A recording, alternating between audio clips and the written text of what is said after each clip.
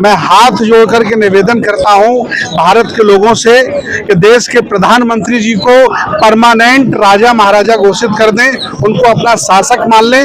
और अगर ऐसा वो नहीं करेंगे तो आज छात्र मारे जा रहे हैं, पहले किसान मारे गए, धीरे धीरे सबका नंबर आएगा। चूंकि अब वो लोग यहाँ रुकने वाले नहीं हैं, वो चाइना और रशिया की तर्ज पर भारत को स्थापित करना चाहते हैं। ये भलाई होगी, चाहे वो कॉकरोच हो, चाहे मेरे जैसे सन्यासी हो, और चाहे कोई भी हो, वो नरेंद्र मोदी जी को इस देश का परमानेंट श्री श्री 1008 श्रीमंत नरेंद्र दास दामोदर मोदी महाराज स्वीकार कर लें। अगर वो ऐसा नहीं करते हैं तो मारे जाएंगे, काटे जाएंगे, कोई बचाने वाला नहीं है। अब ये देश नहीं बचा है, ये देश लोकतंत्र नहीं बचा है, या कुछ भी नहीं बचा है। और मैं 10 साल से चिल्ला रहा हूं कि ये अब यहाँ रुकने वाला नहीं है।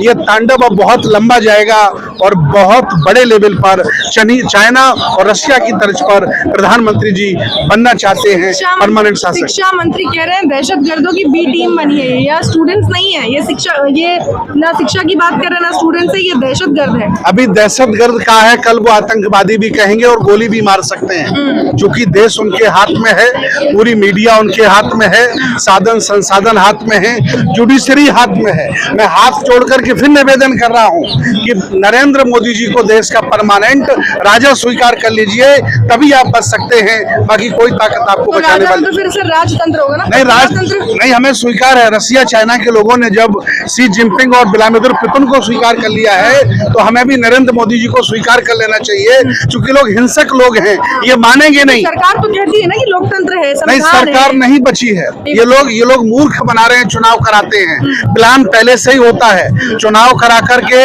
देश का पैसा बर्बाद किया जा रहा है।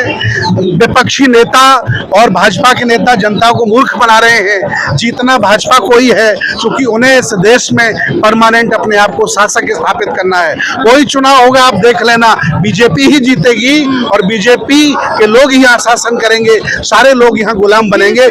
मैं कह रहा हूँ आपसे, प्रदर्शन का तो फिर कोई फायदा नहीं है ना? कोई फायदा नहीं है। 00 प्रदर्शन का, ये देर बहुत हो चुकी है। इसके लिए सबसे बड़े जिम्मेदार विपक्षी नालायक नेता हैं, जो परिवारवादी हैं, वंशवादी हैं, जातिवादी हैं।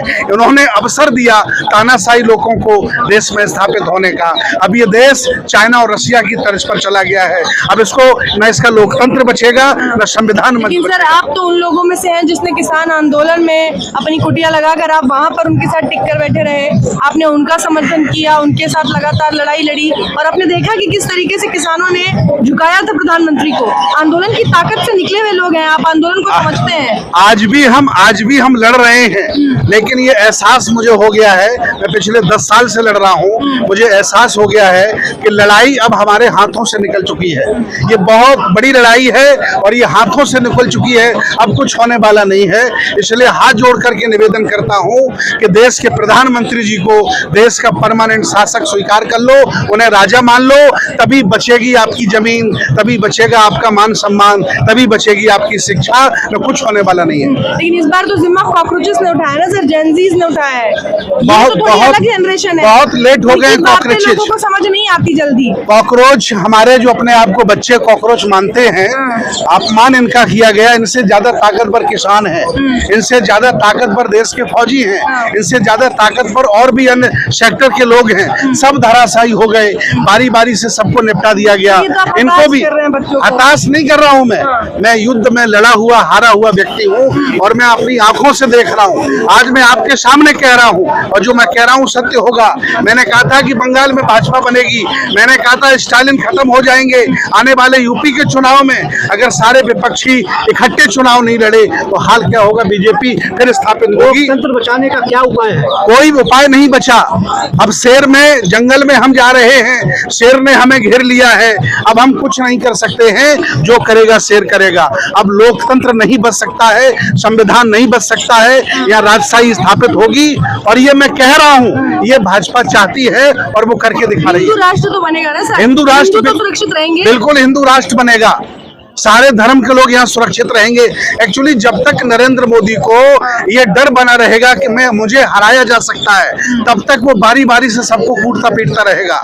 जिस दिन उसे लग जाएगा कि मुझे अब कोई हरा नहीं सकता है, मैं जब तक जिंदा रहूंगा, 100 साल तक वो जिंदा रहेंगे। अभी 25 साल उन्हें देश पर शासन करना है, इसलिए लड़ना बंद करो और कुछ करना हो करो। ये सब बेकार की बातें हैं। चाइना और रशिया की तर्ज पर भारत जा रहा है। सर क्या करे, सरकार ने कुछ करने लायक छोड़ा है? नहीं, अब कुछ कर भी नहीं सकते हैं। जो कुछ करेगी सरकार करेगी, आपके हाथ में कुछ बचा नहीं है। ये सब आंदोलन, ये सब झंझट है, किसी काम का नहीं है, कुछ होने वाला नहीं है। अगर बारी बारी निपटाया जा रहा है, क्या सभी को एक साथ आना चाहिए? नहीं, सभी एक साथ नहीं आ सकते हैं, कभी एक साथ नहीं आ सकते हैं। जितने परिवारवादी वंशवादी नेता हैं इकट्ठे कभी नहीं बैठ सकते हैं। सारे पत्रकार इकट्ठे नहीं बैठ पाते, सारे धर्मगुरु इकट्ठे नहीं बैठ पाते। इसका तानाशाही लोग फायदा उठाते हैं। अब ये देश, संविधान खत्म हो रहा है, लोकतंत्र खत्म हो रहा है, राजशाही शुरू हो रही है। मैं हाथ जोड़कर निवेदन करता हूं कि नरेंद्र मोदी जी को राजा स्वीकार कर लीजिए। लेकिन किसानों की कुछ गुट ने तो समर्थन दिखाया है अपना। कोई आज यहाँ तमाम शिक्षक भी आए हैं, तो लोग धीरे धीरे मोबिलाइज हो रहे हैं ना। सर क्या करेंगे शिक्षक, क्या करेंगे किसान? ये देश अडानी अंबानी के हाथ में चला गया है, पूरा दे दिया गया, कुछ बचा नहीं है। थोड़े बहुत जो जिंदा लोग हैं, जो जागरूक लोग हैं, वो यहाँ दिखाई दे रहे हैं। बाकी सब लोगों ने सरेंडर कर दिया है और नरेंद्र मोदी जी को अपना शासक मान लिया है। तो आज आप यहाँ बच्चों को समझाने आए हैं कि हथियार डाल दो? हथियार डालने के लिए मैं कहने नहीं आ रहा हूँ, ये कह रहा हूँ कि आप बहुत लेट हो गए हैं। ये काम आज के 10 साल पहले करना चाहिए। देर आए दुरुस्त आए। अब देर कुछ नहीं हो सकता है, देर आने से कुछ नहीं होता है। अब सब कुछ लुट गया है, सब कुछ हाथों से चला गया है। अब वो जो करना चाहेंगे करेंगे, आप कुछ नहीं कर सकते। तो आप बच्चों को कह रहे हैं कि अब रहने दो, घर वापस जाओ? बिल्कुल वापस चले जाइए, कुछ होने वाला नहीं है ना। आपके सामने देख लेना क्या होने वाला है। सबको अपने हिस्से की लड़ाई तो लड़ने दीजिए। हिस्सा सबका चला गया, किसी का कोई हिस्सा नहीं बचा है। इतनी निराशा, यहाँ 80% क्यों हो गई है? 80% आबादी हैंड टू माउथ हो गई है। सबका बड़े बड़े लोगों ने लूट लिया है। सब न्यायालय बिक गए हैं, नेता बिक गए हैं, बड़े बड़े मीडिया बिक गए, कुछ बचा नहीं है। ये सब बेकार की बातें हैं कि लोकतंत्र बचा है। मोदी जी को आप राजा मान लीजिए, तो इसी में आपकी भलाई है। आप इतने निराश क्यों? मैं निराश नहीं हूँ, मैं देश को आगे भविष्य देख रहा हूँ। मैं युद्ध क्षेत्र में लड़ने वाला एक सन्यासी हूँ, मैं निराश नहीं हूँ। मैं कह रहा हूँ बारी बारी से मारे जाओगे, क्योंकि वो लोग जो तानाशाह लोग हैं, जिनके हाथ में ये भारत चला गया है, वो यहाँ झुकने वाले नहीं है और रुकने वाले नहीं है। तो बस आपके हिसाब से मोदी जी को अपना मान ले, सब कुछ अगर मोदी जी को अगर आपने अपना शासक मान लिया, राजा मान लिया, तो बतौर पिता वो फिर अत्याचार करना बंद कर देगा। जब तक उनको भय बना रहेगा कि मुझे हराया जा सकता है, मुझे जेल भेजा जा सकता है, वो बारी बारी से लोगों को मारेगा, बारी बारी से लोगों को निपटाएगा। इसलिए आप स्वीकार कर लीजिए कि भाई जब तक तुम जिंदा रहोगे देश पर राज करो, कम से कम लोगों को चैन से रहने दो, कम से कम परीक्षाएं होने दो, कम से कम जो चल रही व्यवस्था उसको चलने दो। सर आप तो बौद्ध धर्मावलंबी हैं, सन्यासी हैं, आप तो हर निराशा की चीज में भी मैं ये निराशा नहीं कह रहा हूँ, ये आपको कठिन से कठिन समय मार्ग दिखाने का, ये आपको निराशा लग रही होगी, मैं सच्चाई बता रहा हूँ। जब तक नरेंद्र मोदी जी को लगता रहेगा कि मुझे हराया जा सकता है, वो बारी बारी से सबको मारेगा तोड़ेगा। एक ही तरीका है कि शासक स्वीकार कर लो। मैं फिर निवेदन कर रहा हूँ, रशिया के लोग जिंदा हैं, चाइना के लोग जिंदा हैं, क्योंकि वहाँ व्लादिमीर पुतिन जब तक जिंदा रहेगा शासक रहेगा, शी जिनपिंग जब तक जिंदा रहेगा शासक रहेगा। उसी तर्ज पर भारत जा रहा है। ये चुनाव, ये जितने वोट पड़ रहे हैं, चुनाव पड़ रहे हैं, ये छलावा है।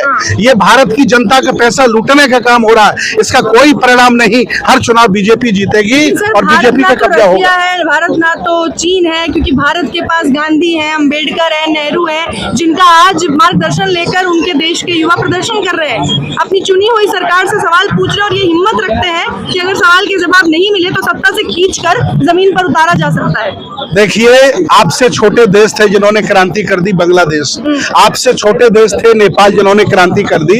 यहाँ के लोग मरे हुए हैं, जाहिल लोग हैं, कायर लोग हैं, इनके बस का कुछ नहीं है। मैं दावे के साथ कह रहा हूँ, आज फिर कह रहा हूँ, अगर इनका खून गर्म है तो निकल के आओ मैदान में।